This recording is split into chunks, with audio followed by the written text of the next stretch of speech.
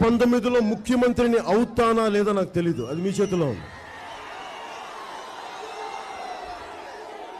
కానీ పశ్చిమ గోదావరి జిల్లా, ఉదాహరణకి పశ్చిమ గోదావరి జిల్లాకి ఉన్నాను కాబట్టి మన ఆర్థర్ కాటన్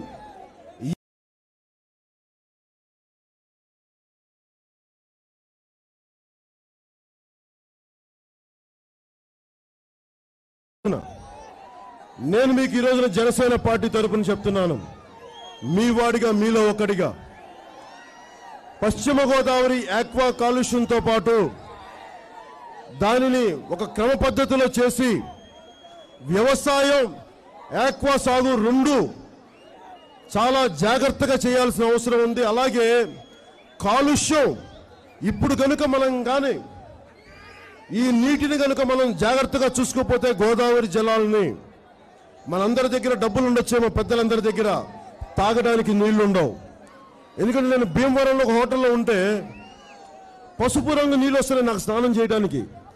పెద్ద హోటల్ లాగా ఉంది అది, హోటల్ కూడా కళ్యాణ మండపం ఉంటుంది. పసుపు రంగు నీళ్లు వడకట్టుకొని స్నానం చేయాల్సి వస్తుంది. మరి నాకే నా పరిస్థితి అలా ఉంటున్నప్పుడు మరి మిగతా చూస్తే ఇంత దారుణంగా కలుషితం అయిపోయింది పశ్చిమ గోదావరి. ఒక్కడు మాట్లాడు, జగన్మోహన్ రెడ్డి గారు మాట్లాడరు, ముఖ్యమంత్రి గారు మాట్లాడరు, దాని గురించి ఎవరేం పట్టించుకోరు.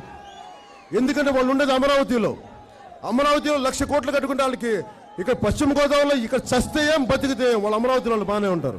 అందుకు డబ్బులు అక్కడికి. ఇక్కడ రోడ్లు వద్దు, కలుషిత నీళ్లు తాగండి. ప్రతి గోదావరి జిల్లా ప్రతి నియోజకవర్గంలో కోట్ల వ్యాపారం నీళ్లు సాగుతుంది.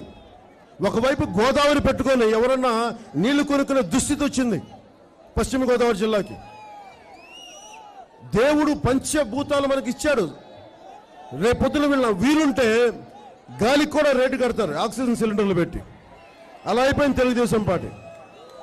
నేను కోరుకుంటుంది కూడా గొప్ప పనులు చేస్తానా, ఏమి చేస్తానన్నిటికంటే కూడా ముందు తాగడానికి. ఇందాక ఉండి గ్రామం దగ్గరికి 2-3 గ్రామాలకు వెళ్తే వాళ్ళు అడుగుతుంది ఏంటంటే, పెద్దలు మాకు కొంచెం మంచి నీళ్ళు ఇప్పించాయి, స్వచ్ఛమైన నీళ్ళు ఇప్పించు, తాగలేకపోతున్నాం, కుడితిలాగా ఉన్న నీళ్ళని చెప్తా ఉన్నాం. మరి దీన్ని అడిగేవాడు ఎవడు లేడు. నేను చెప్పాను, అమ్మా నేను ముఖ్యమంత్రిని కాదు,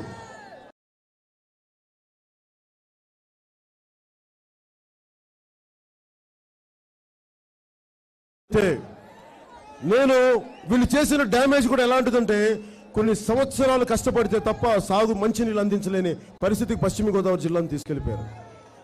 అందుకు అంత కష్టం నాకు. అందుకే నాకు ముఖ్యమంత్రి అంటే చాలా బాధ్యత, చాలా కష్టాలతో కూడుకున్నది.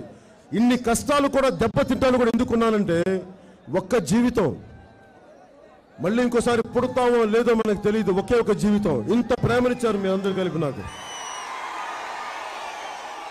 ఈ జన్మ సార్థకత.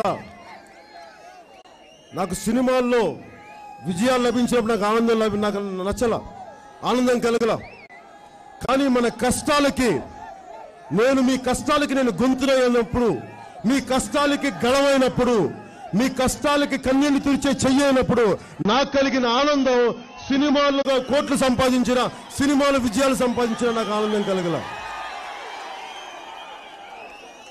జీవిత కాలంలో మీరు గుర్తుపెట్టుకోవాల్సింది, పవన్ కళ్యాణ్ ఎంత గొప్ప పనులు చేశాడో మాకు తెలియదు, కానీ కనీసం మా కష్టాలను వింటాడు, మా కన్నీళ్ళని తొడవగలడు. అది గుర్తుపెట్టుకోండి చాలు, దానికి నా జీవితం సార్థకం.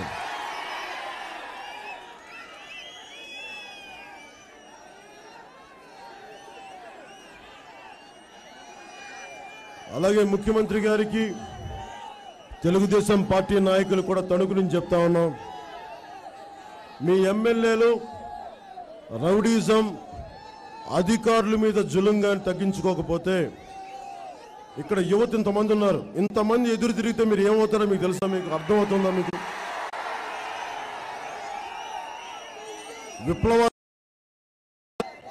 మీరు ఉండాలి. ప్రతి ఎమ్మెల్యే, ప్రతి మంత్రి, ఎమ్మెల్యేలు పిల్లలతో సహా జాగ్రత్త. మీరు ఇష్టానికి మా నాన్న ఎమ్మెల్యే, మా నాన్న మంత్రి, మేము ఏదైనా చేస్తామంటే బాబు కుదరవు నాన్న, ఎన్ని కుదరవు.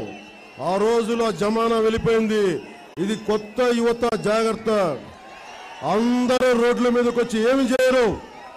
ఒక బైకులు తీసుకొచ్చి ఊరినే ఇలా పెంచుతారు, ఎక్సలేటర్ రైజ్ చేస్తారు. ఎక్సలేటర్లు రైజ్ చేయటం అంటే కొంచెం తగ్గండి, మాకు చట్టానికి లోపల అని చెప్పాలి. అది బైకులు రైజ్ చేస్తే.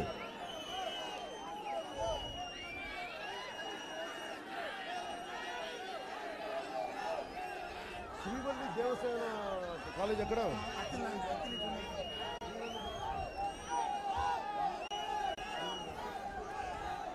ఏంటండి, వీడియో నచ్చిందా? అయితే ఓ లైక్ వేసుకోండి, లేదంటే ఓ కామెంట్ చేయండి. ఎప్పటికప్పుడు మా వీడియోస్ చూడాలంటే సబ్స్క్రైబ్ చేసుకోండి.